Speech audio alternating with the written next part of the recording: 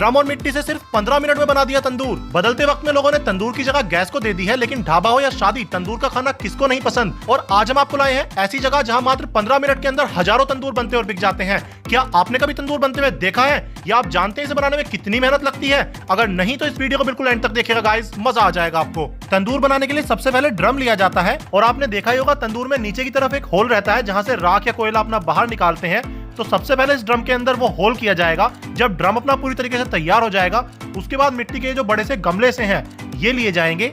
ये जो गमला है इसे चिकनी मिट्टी से बनाया जाता है और इसके अंदर रोटी, टिक्का, नान, कुछ भी खाने की चीज अपनी सेकी जाती है। अब इसके अंदर भी अपना यहाँ पे ये होल किया जाएगा जैसा ड्रम में किया गया है और इसका होल बढ़िया तरीके से बनाने के बाद इसे चेक किया जाएगा कि ड्रम वाले साइज का ही बना है या नहीं। उसके बाद जो ड्रम अपना तैयार किया गया था वो मिट्टी के इस तंदूर के ऊपर चढ़ा दिया गया है और इनके होल्स को एक दूसरे से अलाइन करके अब देखिए इसे सीधा खड़ा किया है। और उसके बाद इन्होंने पॉलिस्टर फाइबर जो है वो लिया है जिससे कपड़े और पिलो भी बनाए जाते हैं और इस पॉलिस्टर फाइबर को लोहे के इस औजार से मिट्टी के इस तंदूर और ड्रम के बीच में घुसाया जा रहा है। आप सोच रहे होंगे कि तंदूर में पॉलिस्टर फाइबर का क्या काम? जो पुराने तंदूर हुआ करते थे उनमें कोयला डाल के उन्हें गर्म करो, उसके वो 1-1.5 घंटे बाद ही ठंडे हो जाया करते थे और बाहर से उनका ड्रम इतना गर्म हो जाता था कि हाथ लगाने से भी बंदा जल जाए। लेकिन पॉलिस्टर फाइबर डालने से इनमें इंसुलेशन हो जाता है जिससे एक बार आप तंदूर को गर्म कर दो तो पूरे दिन वो गर्म ही रहता है और अंदर से तंदूर कितना ही गर्म हो जाए लेकिन बाहर वाला ड्रम अपना ठंडा ही रहता है, तो किसी का हाथ नहीं जलता इसे टच करके। पॉलिस्टर फाइबर के साथ साथ इसमें बीच में कोयले की राख भी डाली जाती है जिससे कि पॉलिस्टर फाइबर अपना अच्छे से यहाँ पे सेटल हो जाए। उसके बाद फिर से पॉलिस्टर फाइबर लिया जाता है, फिर से डाला जाता है। लोहे के इस ड्रम और मिट्टी के इस तंदूर के बीच में बिल्कुल ठूस ठूस कर पॉलिस्टर फाइबर भरा जाता है कि पूरी तरीके से इंसुलेशन हो जाए।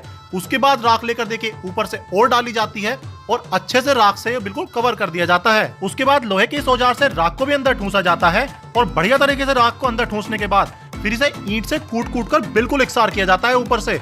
जब राख बढ़िया तरीके से सेटल हो जाती है ऊपर इसके, उसके बाद कच्ची ईंटों का चूरा लिया जाता है। वो कच्ची ईंटों का चूरा इसके ऊपर फैलाया जाता है और इस कच्ची ईंट के चूरे को भी देखिए ईंट से कूट कूट कर बढ़िया तरीके से सेटल कर दिया जाता है ऊपर। उसके बाद चिकनी मिट्टी लेकर तंदूर में नीचे की तरफ जो होल किया था उसके किनारों पर लगाई जाती है अच्छे से, जिससे कि राख निकालते टाइम किसी के हाथ इन किनारों में छिल ना जाए।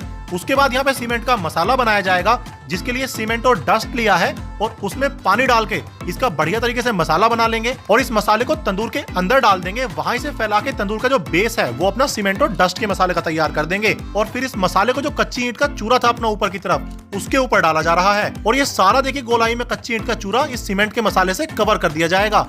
ये इसलिए किया जाता है जिससे कि तंदूर की उम्र बढ़ जाए और 10-15 साल ये तंदूर ऐसे ही चलता रहे, कहीं से भी टूटे फूटे ना, खराब ना हो। उसके बाद जो मसाला ऊपर से डाला गया है उसे यहाँ पर चिकना करके फिनिशिंग दी जा रही है। थोड़ा सा इसके ऊपर खाली सीमेंट भी डाला जा रहा है जिससे कि पकड़ और बढ़िया हो जाए ऊपर से।